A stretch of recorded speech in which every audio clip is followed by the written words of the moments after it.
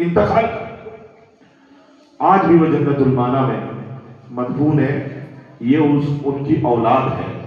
اس کا اکرام لازم ہے. بعض لوگ سنی سنائی باتوں پر عمل کر کے بدگمان ہو جاتے ہیں. میرے بھائیوں، بدگمانی بہت بڑا عذاب ہے. جب تک تم اپنی آنکھوں سے نہ دیکھ لو، جب تک تم اپنے کانوں سے نہ سن لو، جب تک تمہیں 100% تحقیق نہ ہو جائے، کسی کے اوپر الزام تراشنے لگا. اور پھر ہمارے حضرت نور اللہ برکتہ حضرت شاہ مفتی مہربان قلندر فرمایا کرتے تھے، بڑوں کی اولاد بھی بڑی ہوتی ہے. اللہ تعالیٰ کب اس پر رحم کر دے. اب آپ دیکھیں گے ان کی نسل کے اندر جو حافظ عبدالستار سیدھا سادہ انسان، آپ دیکھ رہے ہو نسلوں میں مفتی عطاء الرحمان پیدا ہو گئے ہیں، اور ان کی بہترین جانشینیت اور ان کے قافلے کو آگے بڑھا رہے ہیں، اور آگے بھی اسی طرح بڑھتا رہے گا. اس لیے علماء کی برائیوں میں نہ جایا کرو، علماء کی محبتوں میں آیا کرو. علماء سے بدگمان نہ ہوا کرو، علماء سے حسن ظن رکھا کرو. اگر تم کوئی خدمت نہیں کر سکتے نہ کرو، مگر برائی بھی نہ کرو. اس لیے یہ بات کہہ رہا ہوں. میں نے اپنے حضرت سے ایک بات سنی ہے. فرماتے تھے ہمارے حضرت رحمہ اللہ کہ ایک مرتبہ ایک مہاجن آیا کسی جگہ، اور اس مہاجن نے وہاں کاروبار کیا، بلڈنگ بنائی، بڑی کوٹھی بنا لی. جب وہ وہاں رہنے لگا، تھا کسی اللہ والے کا مرید، تو ایک فقیر اچانک ان کے دروازے پہ ایک دن آیا اور آ کے کہنے لگا مجھے 100 روپے لاؤ. کب؟ جب آنا دو آنا چلتا تھا.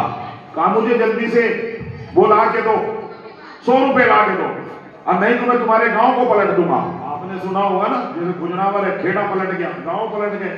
پہلے بزرگوں کی کرامات ہوتی تھی، پہلے اس طرح سے عذاب کہہ لو یا لوگوں کو نشان کہہ لو، اللہ عبرت دیتا تھا. کہا ورنہ میں تمہارے گاؤں کو پلٹ کے چلا جاؤں گا.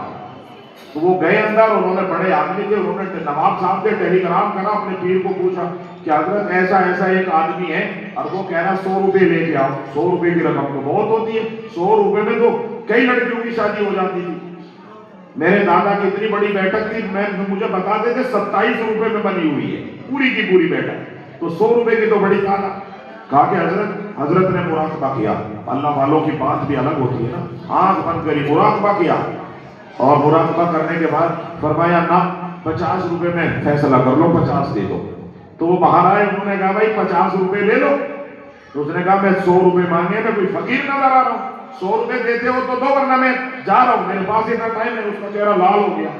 وہ اندر گیا، اس نے ٹیلی گرام کہا حضرت معافی ہو، میں آپ کو تنگ کر رہا ہوں. وہ بندہ تو لال ہو گیا. اس نے کہا میں فقیر نظر آ رہا ہوں تو میرے سے بارگیننگ کر رہا ہے، مجھے 100 روپے چاہیے.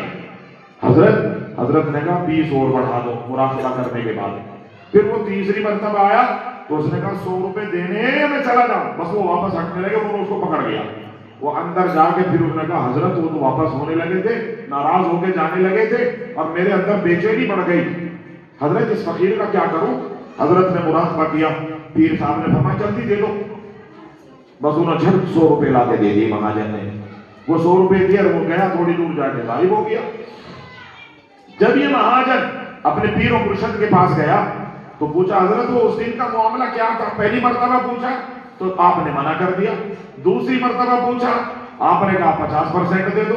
جب تیسری مرتبہ پوچھا، آپ نے بڑی جلد بازی سے کہا کہ جلدی جلدی دے دو اس کو 100 روپے. کیا وجہ تھی؟ تو حضرت نے مسکرا کے فرمایا بھائی جب تم نے پہلی مرتبہ فون کیا تو میں نے مراقبہ کر کے ان کی زندگی کو دیکھا. تمہارے دروازے پر جو فقیر کھڑا ہوا ہے تو اس کی دکان میں سودا بولو نہیں تھا. نہیں سمجھ رہے آپ؟ ان کی دکان میں سودا نہیں تھا. میں نے کہا کہ نہیں پلٹ پائے گا یہ.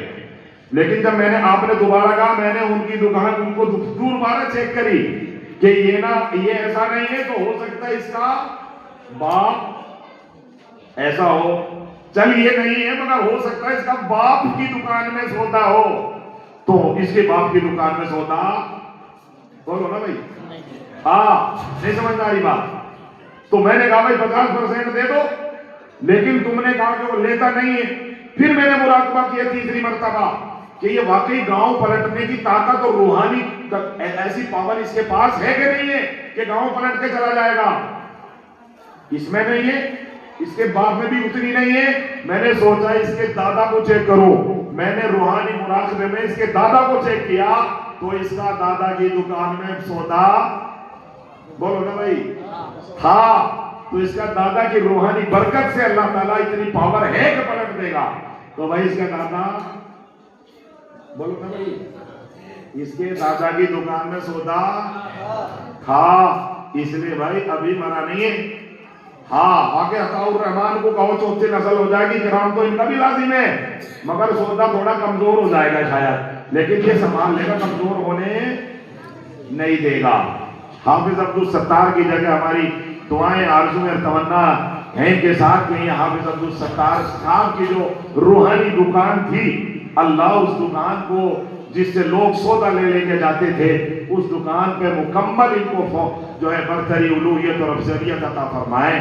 تو بھائی کبھی کبھی انسان کی دکان میں خود نہیں ہوتا، باپ کی دکان میں ہوتا ہے. کبھی کبھی باپ کی بھی دکان تھوڑی خالی ہوتی ہے تو دادا کی دکان میں ہوتا ہے. تو بھائی ابھی تو یہ تو ہے، میں تو اس لیے ان کا اتنا اکرام کرتا ہوں. ہمارے بڑے بھائی ہیں حافظ جو ہے حاجی فضل الرحمان صاحب، کیسے بھی صحیح بھائی ان کے باپ کی بھی دکان میں سودا ہے اور ان کے دادا کی دکان میں بھی. تو اکرام، بولو نا بھائی، اکرام لازم ہے. چونکہ ابھی تو بھائی مانو گے نہیں مانو گے، حافظ جمیل صاحب کی دکان میں بھی کچھ سودا ہے یا نہیں ہے یاد رکھنا. تو ابھی تو ایسا نہیں، ان کے باپ کی دکان میں، ان کے باپ کی دکان میں بھی سودا ہے، اور دادا کی دکان تو بھری بھی تھی پوری کی پوری. اس لیے اس نسل کا اکرام لازم ہے. بڑے بڑے میں نے دیکھے کہ ہمارے بڑے بڑے خاندانوں کے لوگ جو ہیں ان کی عطاء الرحمان کے ان کی محبت اکرام کرتے ہیں. اللہ تعالیٰ ہم